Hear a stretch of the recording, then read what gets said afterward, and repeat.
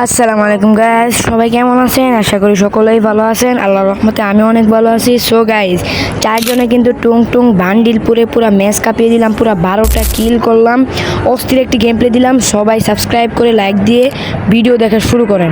আল্লাহ হাফিজ।